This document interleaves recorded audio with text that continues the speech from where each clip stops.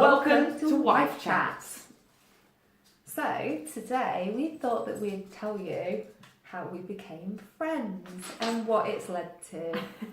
So, years ago, when we both worked in the same industry, I was asked if I'd be able to give a fellow colleague a lift to a training day. Now, I'd not actually really met Katie yet, but the agency knew that we were in the same vicinity. So I was like, I don't really want to do this job, but okay, if someone needs a lift, who knows, right, I'll do it. And it actually got to the day itself, and I woke up and I was like, I really do not want to go at all. Meanwhile, I was also thinking, I really don't want to go, but I can't let this girl down, because I said that I'll go now, and I was thinking she was relying on me to share driving money. So I was like, oh fuck me, I better turn up. Yeah, and I was like, I can't stop her from getting work by denying her going to the training days. I was like, I'll just pick this random woman up, I'll just go, it's just one day, why not? So we arranged to meet on the motorway, and the whole way that I was there in this parking space, I was thinking, I don't know, this is such a lot of effort, I could be in bed.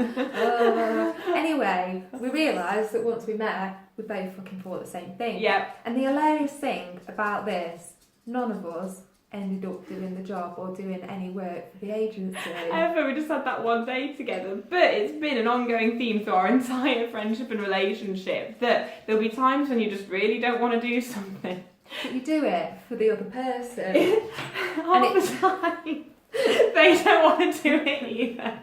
But you're both scared to say, I don't want to fucking do this, because you think the other person does, so you're too polite. Being British, we're very polite, and we're like, I don't want to let the other person down, so I'll be polite and I'll just rock up. Yeah. Anyway, so this led us, I rallied Bo into coming to Holland to drink ayahuasca. This is one of our very first outings. Friend date.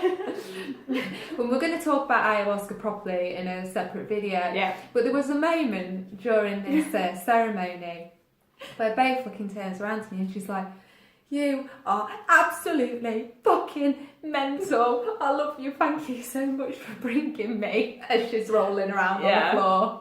Obviously. And to be fair, from that moment, I was like, I really need to try and do more spiritual stuff with this gal, because she seems really tuned in. So that's what we did. We tried exploring a few more spiritual routes, because how do you know what's going to resonate with you unless you try absolutely everything? And Katie found a full moon meditation that was at this spiritual centre that just magically sort of popped up at the bottom of where my parents' street. Out of nowhere. They found this centre, and I realised it was a full moon meditation. So we went to this full moon meditation, and we were greeted by a very gallant, scary man in a cloak. In a black cloak with a staff. Yes, he was a very epic man indeed, and we had somehow stumbled into some sort of pagan ritual of sorts, which is fine. It was fine, but everybody was wearing a black velvet cloak and had staffs, and we felt a bit weird because we didn't have a black cloak on. And I turned around and said to Bo, do you have to wear a black velvet coat to be in here? And I was like, or carry a ram's head, because people had these teddy bears of rams, which later they gave to the altar as a sacrifice for spring. This was a spring pagan ritual. Anyway, it just got fucking weirder and weirder. And we realised at this point it wasn't a full moon meditation. I was thinking I was going to be sitting there putting my intentions out to the full moon. Yeah. No. It was a very intense ceremony. Like literally, this guy, so he had those A4 lined jotter pads, you know, the ones that you get on the preparation for school, you know, for all your notes. And he had one of them with all the stuff written down, which, you know what, that's absolutely fine. It didn't feel very authentic, but you know, you keep being you. And as he was like floating around the room and stuff with this massive cloak or whatever, there were these big pillar candles on the floor. And the amount of times, he kept swooping. Swoop round. And every time he swooped round, I was watching it thinking, this poor bastard's going to set himself on fire in a minute. And all I could watch it the whole time was him go, and thinking, he's going to go. But then someone had a bowl of water and they were flinging it at people. Katie almost got drowned at one point with it, so that would have put out the fire at least. And then they flick salt in your face. In your eyes. Well, it was meant to be on top of your head, sprinkled like dandruff, but they just flicked it and it was like, ah! But the best bit about it was, as soon as we got in, they basically locked the doors, and this man said, "If anybody here feels that they do not wish to participate and they want to leave, do so now." And I'm sitting there thinking, I feel really uncomfortable. This is not the place for me. But I can't leave because Bo will want to stay, so I'll just sit here and I won't leave. And I was there going, this is the biggest load of bullshit I've ever seen in my life. But my wife might be into it, so let's see what happens, shall So we? we both fucking stayed during this weird pagan ritual where everybody was in black cloaks.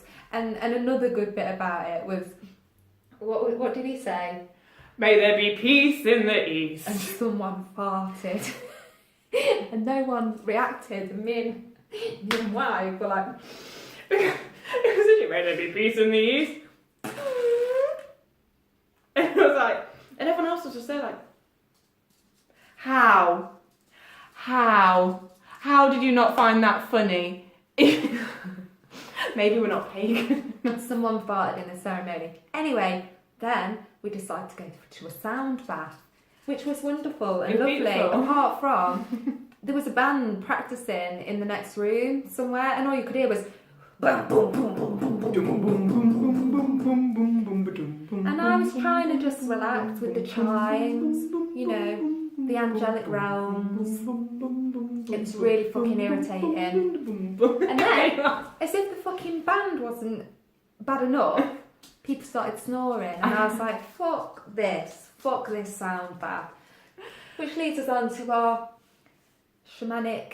Oh, the sweat lodge. The sweat lodge. So we decided, we were both feeling really, really, really rough, and you know when you're just feeling a bit disconnected from everything, it's like, right, we need to reconnect, or at least find out what's going on. Found out that someone we knew was hosting this sweat lodge. Wait, this is funny because you'll forget this. Bo messaged me and said, "Wife, do you know that people have actually died during a sweat lodge?" I googled it. She googled it, and we were like, "Oh well, let's just go. We'll just go anyway. We'll just go. Why not? You know, people die all the time. People die just walking down the street. May as well do something fun. Why not?" But we'll go.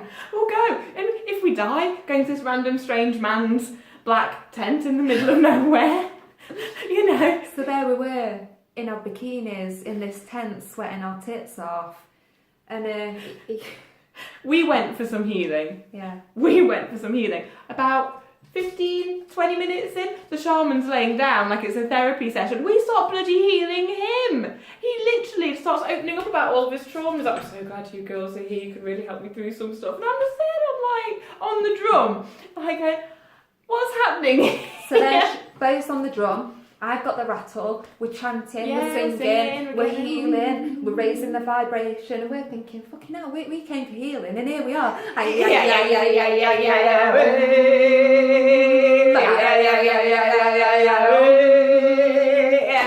Anyway, and we ended up fucking paying him. In the end of it, we paid him to heal him. Which is it? No wonder we've not got any money, why? I know. So...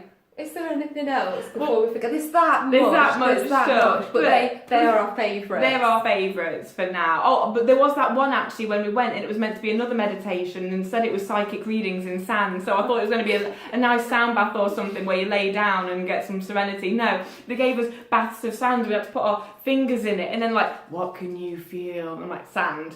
And like, what can you see? Sand. And it's like, tell me something about me. I'm like, you've given me some sand. You're going to go on holiday to somewhere sandy. And then the best thing about this one is you had to get up on the podium on stage, and do fucking readings for people. Yeah, just out the blue. Out the blue, you know, just pull it out the bag. Yeah. We're like... yeah, literally, it's like, right, everyone, stand down on the podium. Right, what have you got about that person? And I was like, I didn't know I was channeling that person, but you're there. Seriously, we'll just keep going to more and more mad spiritual stuff to find what fits, and we'll let you know about it in due course. But we're just like trying things, guys. The weirder the better, really, because it's just like us, really. We just like to try. We'll give anything a go. Yeah. But yeah, that's how we met, and ever since it's just got weirder and weirder, and it just carries on. Do you want to try this one? Yeah, sure. Yeah, are we going to die? Yeah, maybe. Right, let's go anyway. Yeah, I'm going to die with anyone. I want to die with this one. But if you want any of us to try, or it's okay to be both of us, you're not just going to select one of us, because we have to do it together. We need to support. Because one of us might die.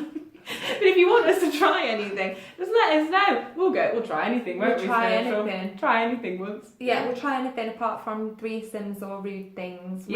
We're not that kind of gal. Yeah, spiritual stuff only, please. Please. So if you want something, if you want us to try something, then let us know. Oh, quickly, I did try Cambo, but wife wasn't there.